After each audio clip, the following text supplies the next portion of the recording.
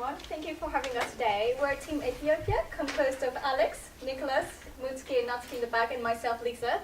And we would like to present today our business proposal for Ethiopia. So we'll start today with the looking at the mission statement, then looking through the Ethiopian market, and then explain our product, Ajinomoto, and then explain the distribution and the educational part, and then end up with the financial statement. So our mission statement for this project has three dimensions. Firstly, its first objective is to relieve malnutrition in Ethiopia. Secondly, educate mothers about the breastfeeding, the adequate breastfeeding practices. And finally, on a much longer term, hopefully create a future market for Ajinomoto. So unfortunately, Ethiopia is well known for having a high rate of malnutrition. It is the sixth worst country with the most insufficient calorie intake. So we have to look at the causes for this in order to basically create the right product to fight malnutrition. So we came up with the following 5 causes, which we think are the main ones. So firstly, it is a historically unstable political environment. It bears the burden of a really long civil war, conflicts, corruption, and also totalitarian government. Secondly, on the economical aspect, it is a highly weather-dependent economy. So that means that 80% of the workforce are working in the agricultural sector. So that puts the large population of Ethiopia, which accounts for 90 million people, at a great risk on a year of a bad harvest. And this is actually even worsened by the fact that in Ethiopia, families are quite large with a high birth rate per woman, with 5.39 children per woman. And to make the matter even worse, like there's inadequate breastfeeding practices. The World Health Organizations recommend that infants from 0 to 6 months are breastfed exclusively, but this is actually only practiced only on half of the infants, and moreover, 20% of the same group are actually only fed of water. And moreover, there's a massive lack of supply in the baby food market. So we thought that those 2 last causes will actually be the ones that we'll be tackling in our product Ajinomoto. So as you can see, the supply of in the baby food market only accounts for 200 tons, when there's a demand for 30,000 tons, and that actually equals to an equivalent of a market size of 8 billion yen, which means a massive opportunity for Ajinomoto. And at the moment, it means that there's less than 1% supply. So what we came up with today is a suggestion. So we think that a nutritious product accompanied by an education to mothers about the right breastfeeding practices will actually be a sustainable solution to malnutrition in Ethiopia. So as you can see on the graph, there's a high rate of stunted and underweight rate for children under 5 years old. And you can see that there's actually an exponential increase, especially between 6th and 18th month. So we think that these are the most vulnerable target for malnutrition. But we included actually for our target market children under 5 years old as well, because we think that we can still kill malnutrition if we include for children under 5 years old, sorry. And moreover, we are also including mothers, because they are also women are target of are also victims of malnutrition. There's 27% of women aged between 15 to 49% who are malnourished. And the fact that we're targeting mothers also because each woman have a great impact on each infant, because there's a high birth rate per woman. So now I would like to pass on to Alex, who will talk through the competition and the product. So now that we know a little bit more about the market, we have to look at some of the players that are currently active there. We have identified 2 main competitors that are serving the same target market as we're aiming to target, but also serving the same problems that are sought to serve the same purpose as our product. Firstly, Nutriset offers a peanut-based paste that is a ready-to-use product. It doesn't require to be mixed with anything, and it can be administered from home, so it's sold directly to parents. However, Nutri-Set does not offer a full course meal. It's just a supplement, and it's required to be consumed several times per day in order to be effective. It's served in sachets. Secondly, Fafa Foods offers Famix, which is a corn-based supplement, and also offers Serifan, which is a product based on milk powder. These products are sold in larger packaging, and milk powder is increasing in price, which makes them relatively unaffordable to a lot of Ethiopians.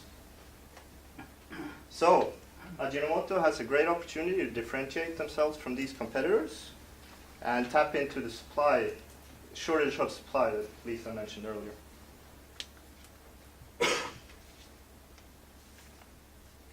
However, in order for Ajinomoto to take such shortcomings of their competitors into consideration when developing their product, they also have to see what type of food is currently being consumed in Ethiopia.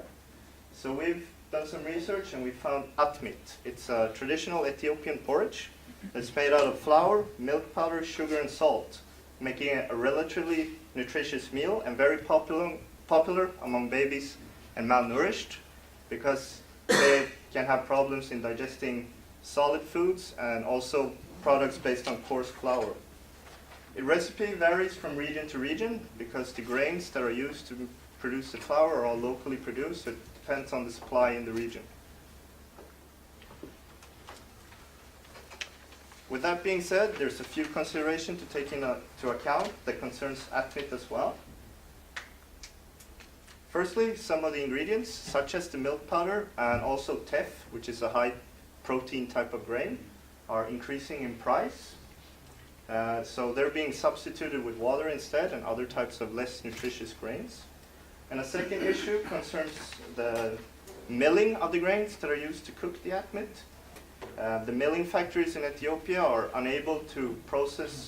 usually unable to process order under 5 kilos, which makes it difficult for consumers to actually accumulate the grains, which can be very time consuming, or they have to buy it in bulks, and it's very expensive.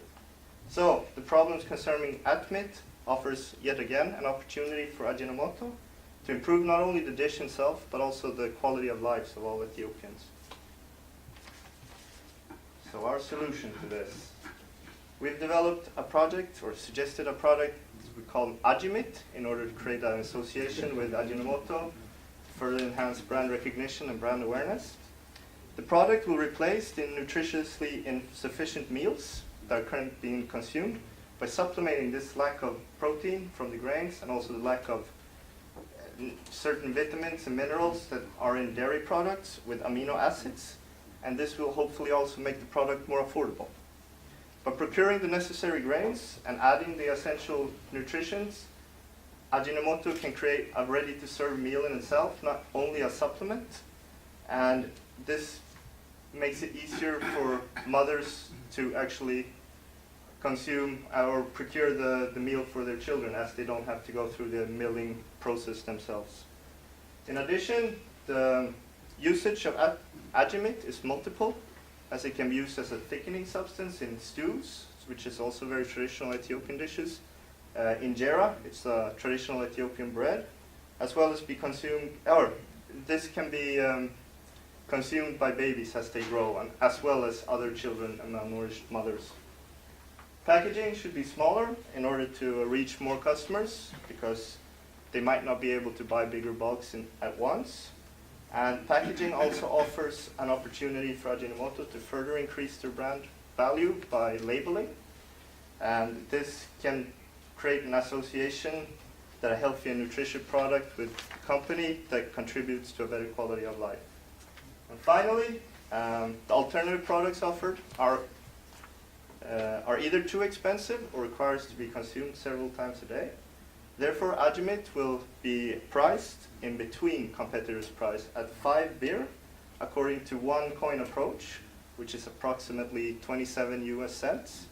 And this will also provide a more rounded meal, thus strengthen its competitiveness even further. Now Nicholas can explain a little bit more about distribution and education. Thank you, Alex. Okay, so we're not doing this alone. We'll partner up with UNICEF and Doctors Without Borders. Both NGOs are internationally recognized organizations for their continuous work with emergency relief work around the globe. UNICEF and Doctors Without Borders will help us with the distribution and education. And not only, in relation to education, Ajinomoto employees will be present at the educational meetings, providing additional information about Ajinomoto and Ajinomoto in general. But why UNICEF and Doctors Without Borders? Well, we've chosen them because they have been present in Ethiopia for several decades. They have vast knowledge about the Ethiopian people and Ethiopia in general, and they are active in 8 out of 10 regions. Thus, they have an existing network and suppliers that Ajinomoto can tap into really easy and fast and reach the target market efficiently and effectively. We recognize that the ones that suffer mostly from malnutrition don't have an income. So in order to generate profit from a segment that would otherwise be unprofitable, we will offer the product at 50-50 for our partners. So we'll generate income from a segment that would be otherwise unprofitable. In relation to distribution education, Doctors Without Borders will also conduct measurements to measure the product's impact on the Ethiopian people in relation to relieving malnutrition. Doctors Without Borders have been chosen to do this because they have because their staff are well educated and will produce reliable data and measurements in general. This partnership with Doctors Without Borders and UNICEF will be sustainable, will be mutually beneficial and sustainable through education, which will provide a long-term solution to this malnutrition.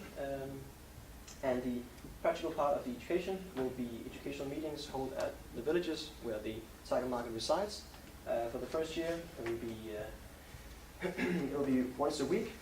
Let's see here. It will be once a day, in different village with a frequency of once a week for the same village. And after the initial year, it will be once every third week, continuing for 5 years, after we have reached break even, which Alex will elaborate more on in the financial part.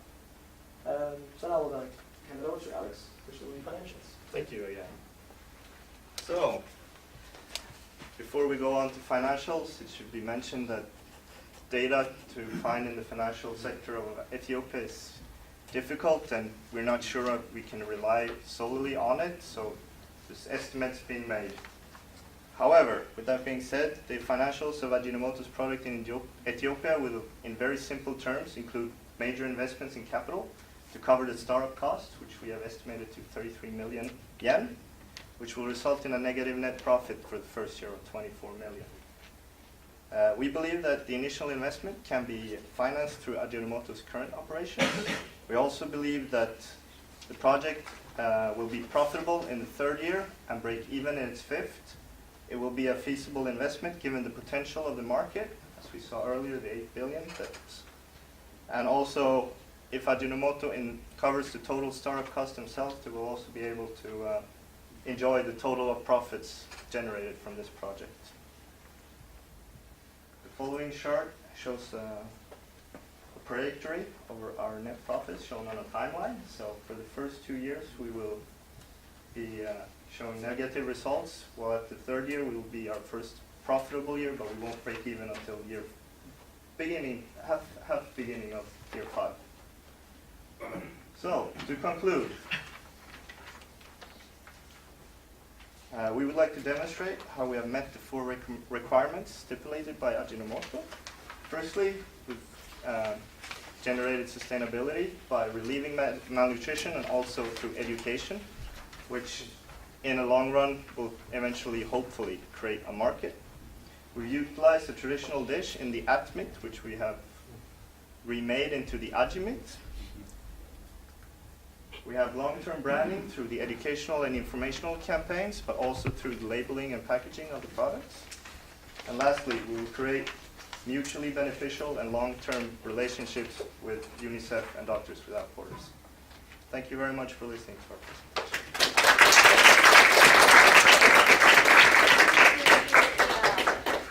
Any questions? Great time management.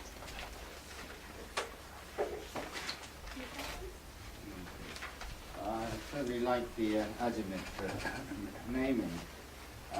However, I think I have a little bit of an issue with the sustainability. I think for both presentations, in the sense that at the moment, amino acids are rather expensive compared to say protein, and especially I think we have to really think about locally how to source locally and what type of things. And I think probably a little bit more design is needed in that area really, because I think once you try to start making a product and you try to get it within 27 cents and you want to generate profit from it, then you'll find it's going to be rather hard, I think. Yes, we had that problem as well, trying to manage the one coin approach, because 5 beer is actually their biggest coin. And then it goes on to notes, and their competitors were also priced between our product, but yes, it's going to be very difficult to develop a product for that price that is nutritious. Yes. Your target is the mother and children under 5 years old, right? Yes. So you are targeting two categories. And then the product is the milk substitute. Am I correct? The product is the grains with the nutritious enhanced powder that they make the atmit or adjumit. So what is the key benefit to those target audience, and what is the would be key message to those targeting people? Okay. Do you want to take this? Yeah, sure. So as we said that the nutritious status of the children under 5 years old are really poor at the moment, and the breastfeeding practices are not right either. So we're thinking that through the educational part, which we can't target the children, obviously we need to target the mothers for that. We're going to target the mothers for that, and then hopefully they'll understand that they need to eat something much more nutritious and not just something which is filling for the children. And also because, as I said, there's 20% of the infants at the moment in Ethiopia who's exclusively fed with water, the infants under 6 months. So, I mean, this increases considerably the risk of being malnourished afterwards. So I think that's a key message. We have to tell the mothers that the right way of feeding their infants, and the infants needs to know later on for the future afterwards how to be fed correctly. And also, if we can target the mothers with the nutrition, they can indirectly give it to their children through the breast milk. Okay, thank you.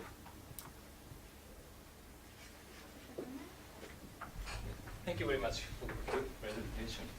So I want to ask the relationship with government. You did not mention government of the Ethiopia.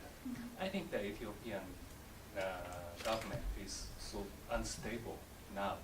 But this business, the partnership with the government is very important. What do you think about that? Should you answer this one? Do you want me to answer? Yeah. Well, yes, the government has been very unstable, but we've seen a very sort of stabilization through the last couple of years. And now it's actually one of the more stable, underdeveloped countries in Africa. And also, there is already a couple of already established international firms, as well as non-for-profit organizations there. Our intention is to go through them in order to gain the necessary knowledge we need concerning government and government approval. So hopefully they will have the necessary knowledge we require. Yeah, in addition to that, there are general NGO, there are several NGOs active in Ethiopia. So by partnering up with UNICEF and Doctors Without Borders, I don't see any problem with that in terms of the Ethiopian government. They recognize too that there is a problem in relation to malnutrition. So developing a product that will relieve malnutrition in general, I can only see that as beneficial for both the government, the people, and Ajinomoto in this case. Hopefully. So I understand that this meat is a very widely eaten food for children, right? And said that the raw materials used for this meat is various kinds. There are various kinds of cereals. Mm. That means from district to district, the actual formulations are different. Yes.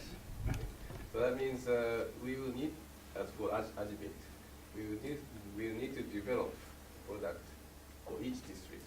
Right? Hopefully not. If we can procure necessary grains to make it standard, the only reason that it differs from region to region is because of local supply. If we can procure the grains already from the different local supplies, we can make our own mix. Standard, yes.